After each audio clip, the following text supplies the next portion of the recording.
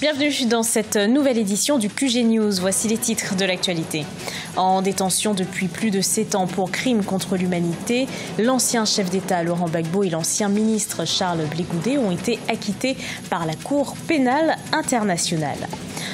Au Gabon, les 38 ministres du nouveau gouvernement gabonais ont prêté serment devant le chef de l'État, Ali Bongo Ondimba.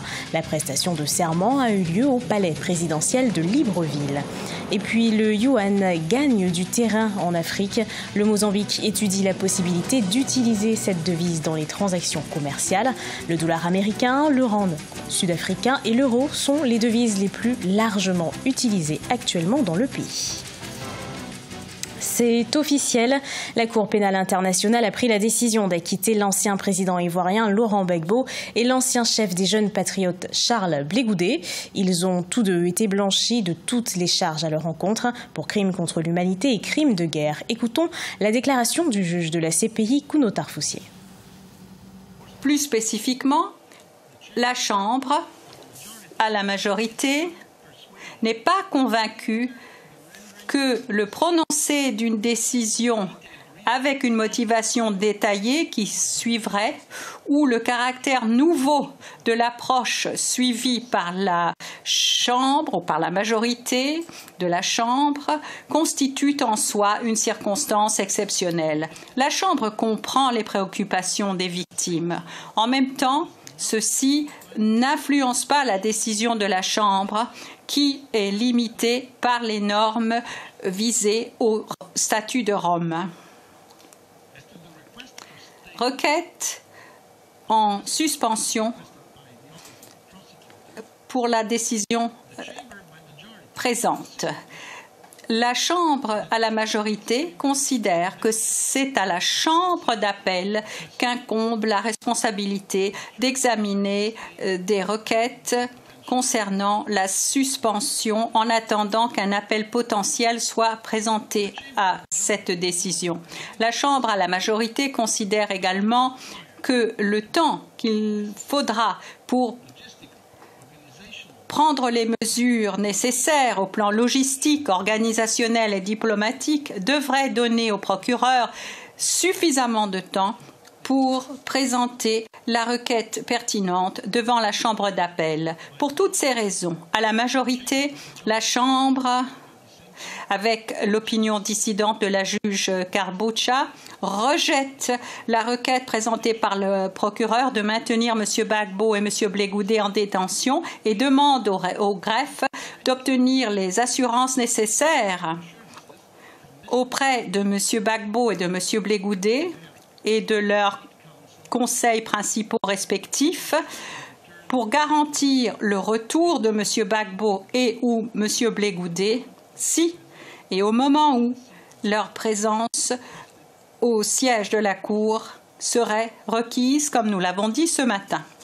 Ceci conclut tout d'abord cette décision orale. Je lève la séance.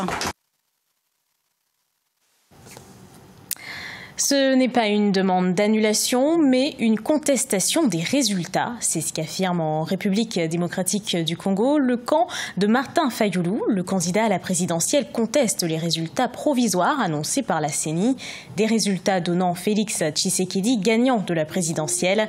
La Cour constitutionnelle s'est penchée depuis ce mardi 15 janvier sur cette enquête. L'institution va prendre sa décision dans un délai de 8 jours. Prestation de serment au Gabon. La nouvelle équipe gouvernementale a prêté serment devant le chef de l'État, Ali Bongo Ondimba. La cérémonie s'est déroulée ce mardi 15 janvier au palais présidentiel de Libreville. Corinne Kamseux. Comme le prescrit la constitution gabonaise, c'est devant le chef de l'État, Ali Bongo Ondimba, que la nouvelle équipe gouvernementale a prêté serment ce 15 janvier 2019. La première apparition publique du président Ali Bongo après son discours annuel du 31 décembre 2018. Il a été absent du pays pendant plus de 2 mois et pour le nouveau Premier ministre Julien Kogé-Bekale, le retour du président Ali Bongo est un signe fort pour la préservation de la stabilité économique du pays. C'est un ouf de soulagement pour l'économie gabonaise qu'il soit parmi nous. Je demande aux opérateurs économiques d'être rassurés. Le président de la République et le Premier ministre sont aux commandes du pays. On a eu l'émotion de l'avoir parmi nous. C'est un gouvernement réduit qui a été nommé au Gabon dans la nuit du 12 janvier. Une équipe qui compte 38 ministres contre 41 précédemment. Avec 10 nouveaux entrants, de nombreux défis socio-économiques interpellent cette nouvelle équipe. Il y a trop de grèves au Gabon qui renseignent donc sur des difficultés sociales majeures. À la question des routes et à la question des infrastructures sanitaires, les chantiers se sont accumulés. La prestation de serment du nouvel exécutif gabonais met ainsi fin au gouvernement intérimaire qui avait pris fonction à la suite de la dissolution du Parlement en avril 2018. Le retour du président Ali Bongo va certainement mettre un thème au débat relatif à la vacance du pouvoir, débat entretenu par la société civile et une partie de l'opposition après l'absence prolongée du chef de l'État. Arrestation d'une figure de l'opposition au Zimbabwe. Il s'agit du pasteur Evan Mawarire. Il a été arrêté mercredi par la police à son domicile. Il est accusé d'incitation à la violence par le biais des réseaux sociaux. Pour rappel, le principal syndicat du Zimbabwe a appelé à 3 jours de grève générale après l'annonce d'une forte hausse des prix du carburant. Une annonce faite le 12 janvier par le président Emmerson Mnangagwa dans un pays dévasté par la crise économique. Intégration du yuan dans les dispositifs monétaires africains. Après le Nigeria et l'Angola, le Mozambique pourrait utiliser le yuan chinois comme solution de remplacement pour ses transactions commerciales. Le yuan est la 7e monnaie de réserve au niveau mondial. Corinne Camden. Le yuan chinois fait lentement mais sûrement son chemin pour s'imposer comme la nouvelle monnaie de réserve en Afrique. Le Nigeria l'a adopté comme 2e monnaie commerciale en août 2018. L'Angola a instauré le mécanisme de pétro-yuan la même année. Aujourd'hui, le Mozambique est en ligne de mire. En effet, l'autorité monétaire de Macao et la Banque nationale d'outre-mer de Macao ont récemment proposé d'utiliser le yuan chinois comme solution de remplacement pour les transactions commerciales avec le Mozambique.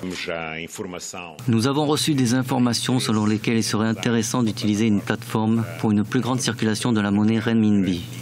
Elle est déjà utilisée au Brésil et au Portugal et cette délégation a l'intention d'explorer les possibilités en Afrique, en utilisant notamment le Mozambique comme point de départ. La plupart des pays de la région d'Afrique australe ont des prêts ou des subventions du gouvernement chinois, d'où l'intérêt d'opérer leur remboursement en yuan renminbi afin de faciliter les échanges. La Confédération des associations économiques du Mozambique a fait écho à ce sentiment après avoir reçu une délégation de la Banque nationale d'outre-mer de Macao, affirmant que le yuan chinois pourrait entrer dans la liste des devises utilisées dans le pays. Il est important de commencer par quelque chose et nous avons décidé de faire des propositions concrètes. Nous analyserons également avec les membres de la CTA et d'autres membres d'associations afin de faire connaître les options qui pourraient être utilisées comme nouvelles alternatives. Cette plateforme pourrait être très bénéfique pour nos échanges commerciaux. À ce jour, le dollar américain, le rand sud-africain et l'euro sont les devises les plus largement utilisées dans les transactions au Mozambique. Le yuan n'est que la 7e monnaie de réserve au niveau mondial, loin derrière le dollar, l'euro ou le yen japonais. Mais son importance gagne du terrain peu à peu sur le continent. Le corps humain a besoin d'une alimentation saine et équilibrée pour être en bonne santé. L'organisme a besoin des apports des légumes, des fruits et des végétaux.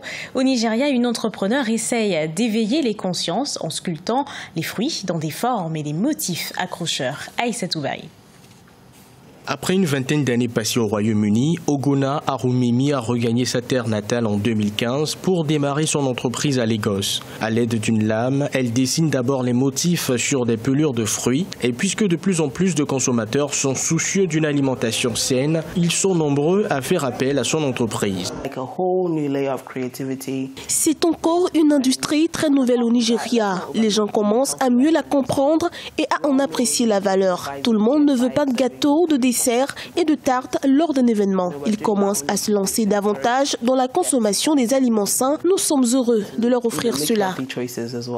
Ogona Arumimi a appris son métier en regardant des vidéos en ligne. Aujourd'hui, ses créations fruitées sont servies en dessert lors d'événements tels que les mariages et les réceptions d'entreprise. Son répertoire comprend des fleurs, des dessins personnalisés, des personnages de dessins animés et des personnages fantastiques. C'est très bien. Lorsque vous assistez à une cérémonie ou à un baptême, à une fête de naissance ou à un mariage, vous pouvez leur offrir ces desserts en cadeau. Ce sera vraiment différent de ce qu'ils reçoivent normalement.